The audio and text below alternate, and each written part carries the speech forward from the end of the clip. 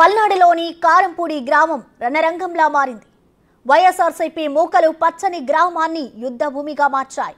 గ్రామంలోకి ఒక్కసారిగా వైసీపీ నేతలు గుంపులుగా దాడి చేయడంతో టీడీపీ వైసీపీ నేతల మధ్య ఘర్షణలు చెలరేగాయి. అసలు అంతమంది గుంపులుగా వస్తుంటే పోలీసులు ఏం చేస్తున్నారనే ఆరోపణలు వెలువెత్తుతున్నాయి.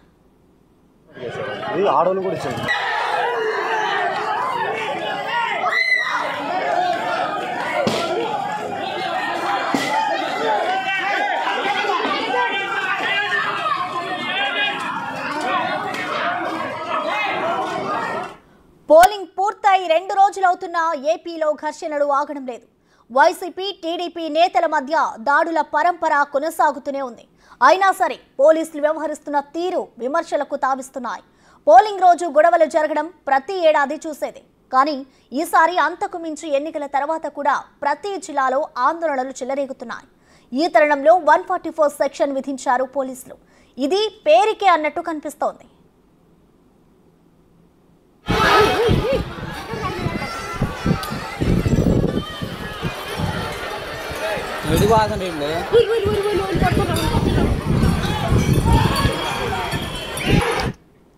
పల్నాడులో 144 సెక్షన్ విధించిన మచ్చకైనా కానరావడం లేదు. సెక్షన్ ఒక ఊరిలోకి ఇంతమంది చొరబడుతుంటే కాకీలు ఏం చేస్తున్నారని గ్రామస్తులు వాపోతున్నారు.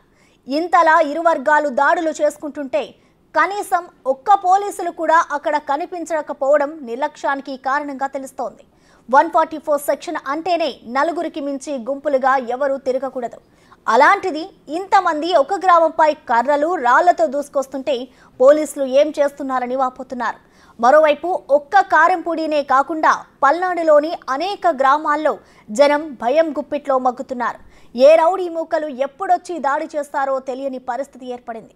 వైసీపీ మూకల వరుస దాడులతో రక్తపాతం జరుగుతున్నా పోలీసు వ్యవస్థ ఇంత నిర్లక్ష్యం వ్యవహరించడం రాష్ట్ర వ్యాప్తంగా చర్చగా మారింది.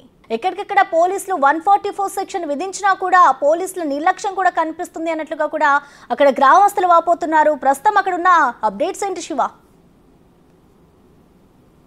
ప్రస్తుతం మనం పల్నాడు జిల్లా మాచర్ల నియోజకవర్గం కారంపూడిలో ఉన్నాం. ఇక్కడ ఏదైతే కారంపూడి నియోజకవర్గానికి సంబంధించి కూడా కారంపూడి అంటే మాచర్ల నియోజకవర్గం కారంపూడి ఈ ఏదైతే గురజాల నియోజకవర్గం నుంచి మాచర్ల రావడానికి ఇది సరిహద్దు ప్రాంతం. మాచర్ల నియోజకవర్గానికి హద్దు ఇది. నిన్న సాయంకాలం వైసీపీ టీడీపీ ఒకరిపై ఒకరు దాడులు ప్రతిదాడులు తెలుగుదేశం ఆఫీసు వైసీపీ ఆఫీసు దాడుల దగ్నం తర్వాత మాచర్ల ఒక్కసారిగా అట్టుడికిపోయింది. నిన్న సాయంకాలం నుంచి కూడా మాచర్ల ఎమ్మెల్యే పిన్నెల్లి రామకృష్ణారెడ్డి నివాసానికి దాదాపుగా వేలాది మంది కార్యకర్తలు చేరుకోవడంతో ఒక్కసారిగా మాచర్ల హైటెన్షన్ కొనసాగుతుంది. ఈ నేపథ్యంలో మాచర్ల నియోజకవర్గంలో ఏ క్షణాన ఏమి జరుగుతుందో తెలియని అయోమయం ఆందోళన అయితే ప్రస్తుతం కొనసాగుతూ ఉంది. నిన్న సాయంకాలం నుంచి కూడా మాచర్ల నియోజకవర్గంలో 144 సెక్షన్ని అమలు చేసిన పరిస్థితి కనిపించింది. రాష్ట్ర వ్యాప్తంగా ప్రశాంతంగా ఉన్నప్పటికీ చిత్తూరు, అనంతపురం, పల్నాడు ఈ 3 జిల్లాల్లో మాత్రమే రక్తసిక్తం అవుతున్న పరిస్థితి కనిపిస్తూ ఉంది. ఒకవైపు పోలీసులు 144 సెక్షన్ అని చెప్తున్నప్పటికీ ఎక్కడా కూడా ఆ పరిస్థితులు కనిపించట్లేదు.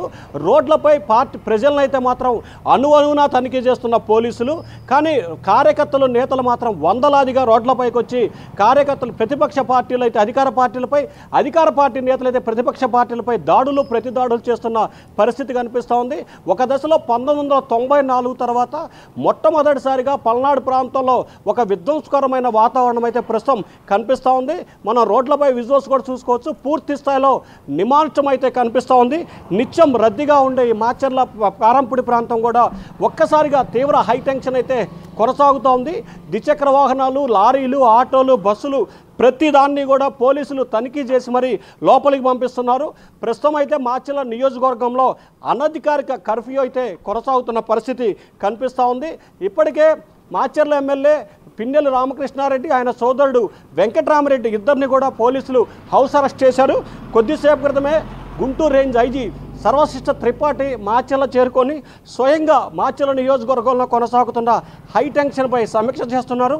ఇప్పటికే కేంద్ర రాష్ట్ర ఎన్నికల సంఘానికి పూర్తి స్థాయిలో నివేదిక ఇచ్చే ప్రయత్నాలు అయితే కొనసాగుతున్నాయి. ప్రస్తుతం ఓవరాల్గా చూసుకుంటే ప్రస్తుతం పల్నాడులో మొన్నైతే నరసరావుపేట, నిన్న గురజాల, ఈరోజు మాచర్ల ఇట్లా రోజుకొక నియోజకవర్గంలో కొంత ఉద్రిక్తత వాతావరణం అయితే కొనసాగుతోంది. ప్రస్తుతం మాచర్ల నియోజకవర్గంలో కొంత హైటెన్షన్ వాతావరణం అయితే కొనసాగుతోంది. సో ఓవరాల్గా చూసుకుంటే ప్రస్తుతం మార్చిలో జరుగుతున్న పరిణామాలు ప్రజలైతే కొంత ఆందోళన అయోమయానికి గురవుతున్నారు. రోడ్లపైకి రావాలంటే ప్రజలైతే మాత్రం భయప్రాంతులకు గురయ్యే పరిస్థితి కనిపిస్తూ ఉంది. ప్రసూన శివ, అలాగే చూసుకుంటే పోలీసుల నిర్లక్ష్యం వల్లే ఇంత గొడవలు జరుగుతున్నాయంటూ కూడా గ్రామస్తులు ఆరోపిస్తున్నారు. మరి దీనికి సంబంధించి పోలీసు ఉన్నతాధికారులు ఏమైనా స్పందించారా? వాస్తవానికి మొన్న ఎన్నికలు జరిగినాయి. చాలా ప్రాంతాలకు సంబంధించి పోలీసులు ఎన్నికల విధుల్లో ఉన్నారు. సో ఈ నేపథ్యంలోనే నిన్న మధ్యాహ్నం వరకు పోలీసులు పూర్తి స్థాయిలో కూడా అందుబాటులో లేని పరిస్థితి కనిపించింది. చాలా చోట్ల నిన్న మన ఉదాహరణ చూసుకుంటే మంత్రి అంబటి రాంబాబు కానీ, మాజీ మంత్రి అనిల్ కానీ, అలాగే తెలుగుదేశం పార్టీకి సంబంధించిన ఎంపీ కృష్ణదేవరాయలు, పలువురు మాజీ మంత్రులు కూడా ఎన్నిసార్లు ఎస్పీలకి, కలెక్టర్లకి ఫోన్ చేసి గొడవలు జరుగుతున్నాయన్నా కానీ పట్టించుకున్న నాదుడే లేరని చెప్పి అన్ని రాజకీయ పార్టీలు అయితే విమర్శల వర్షాన్ని గుప్పించారు. నిన్న మధ్యాహ్నం నుంచి కూడా పూర్తి స్థాయిలో పోలీస్ ఫోర్సు అందుబాటులోకి వచ్చింది. ఎక్కడైతే గొడవ జరుగుతుందో అక్కడికి క్షణాల వ్యవధిలోనే ప్రత్యేకమైన బెటాలియన్స్ ఆ ప్రాంతానికి వెళ్తున్నాయి. ఇప్పటికే గుజరాత్ నుంచి 14 బెటాలియన్స్, మహారాష్ట్ర నుంచి 8, తమిళనాడు, కర్ణాటక నుంచి 4 చొప్పున బెటాలియన్స్ అయితే ఆంధ్రప్రదేశ్కు చేరుకున్నట్టు తెలుస్తూ ఉంది. ఒక మాచర్ల నియోజకవర్గానికి సంబంధించే 400 మంది పోలీసు బందోబస్తును బెటాలియన్ కూడా ఇక్కడ ఏర్పాటు చేసినట్లయితే తెలుస్తూ ఉంది. సో నిన్న మధ్యాహ్నం నుంచి పోలీస్ ఫోర్స్ అయితే కొంత అందుబాటులోకి వచ్చినట్లు కూడా తెలుస్తూ ఉంది. అయినప్పటికీ ఒక చోట పోలీసు బలగాలుంటే మరొక చోట గొడవలు జరుగుతున్న పరిస్థితులు అయితే ప్రస్తుతం కనిపిస్తున్నాయి. ఈరోజు ఉదయం జరిగిన పరిణామాన్ని గమనిస్తే గురజాల నియోజకవర్గం దాచేపల్లికి సంబంధించి కూడా పూర్తి స్థాయిలో మాదినపాడు గ్రామంలో గొడవలైనాయి. దాచేపల్లి, కేసానపల్లిలో నిన్న మొన్న గొడవలు అయితే అక్కడ బందోబస్తున్నారు. కానీ మాదినపాడులో పోలీస్ ఫోర్స్ లేకపోవడంతో అక్కడ గొడవలు అవుతున్నాయి. సో ఎక్కడైతే పోలీస్ ఫోర్స్ లేదో లేని చోట్లయితే ప్రస్తుతం గొడవలు జరుగుతున్నట్లు కూడా అధికారులు అంచనా వేస్తూ ఉన్నారు. సో ఈ నేపథ్యంలో ఏదైతే హై సెన్సిటివ్ పోలింగ్ బూత్లు గ్రామాల్లో ఉన్నాయో వాటిపై పూర్తి స్థాయిలో నిఘా పెట్టి ప్రతి గ్రామంలో కూడా పోలీస్ బందోబస్తు ఏర్పాటు చేయాలని చెప్పి కూడా అధికారులు అయితే భావిస్తూ ఉన్నారు. సో ఏది ఏమైనా సరే ప్రస్తుతం పల్నాడు ప్రాంతంలో అయితే కొంత ఉద్రిక్తత వాతావరణం అయితే కనిపిస్తూ ఉంది. శివ, అలాగే ఇప్పటికీ ఆ పోలీసు బెటాలియన్ కానివ్వచ్చు, అక్కడ ఉన్న పరిణామాలను చూసుకుంటే అక్కడక్కడ పోలీసులు ఉన్న చోట్ల గొడవలు సర్దుమణిగినట్లే కనిపిస్తున్నట్టు తెలుస్తోంది. మరి ఇప్పటి నుంచి అయినా అక్కడ గొడవలు మనుగుతాయి అనుకోవచ్చా? అంటే ఖచ్చితంగా ఇప్పటికే పోలీసు బలగాలు రంగంలో దిగుతున్న నేపథ్యంలో స్వయంగా ఎస్పీ, ఐజీ స్థాయి అధికారులు రంగంలో దిగి గొడవల నివారణకి చర్యలు తీసుకుంటున్న నేపథ్యంలో కూడా కొంతవరకు గొడవలకు సంబంధించి తగ్గుముఖం పట్టే అవకాశాలు అయితే కనిపిస్తూ ఉన్నాయి. మరొక వైపు చూసుకున్నట్లయితే కనుక ఎక్కడైతే పోలీస్ ఫోర్స్ లేదో అక్కడ గొడవలు జరుగుతూ ఉన్నాయి. మరొక వైపు ఇక్కడ ఆసక్తికరమైన పరిణామం ఏంటంటే దాదాపుగా అధికార పార్టీకి సంబంధించి 3 శాసనసభ్యులను కూడా ఇప్పటికే పోలీసులు హౌస్ అరెస్ట్ చేయడం జరిగింది. తెలుగుదేశం పార్టీకి సంబంధించిన ఒక ఇన్ఛార్జిని, అధికార పార్టీకి సంబంధించిన 3 ఎమ్మెల్యేలని, మొత్తం 4 ఇప్పటివరకు హౌస్ అరెస్ట్ చేశారు.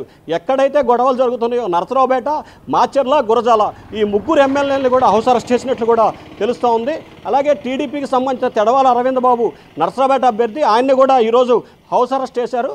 మిగిలిన నియోజకవర్గాల్లో మొత్తం 6 నియోజకవర్గాల్లో కొంత హై టెన్షన్ ఉంది కాబట్టి 6 నియోజకవర్గాలకు సంబంధించిన 12 మంది అభ్యర్థులని సాయంకాలం కల్లా హౌస్ అరెస్ట్ చేసే అవకాశాలు అయితే కనిపిస్తాయి.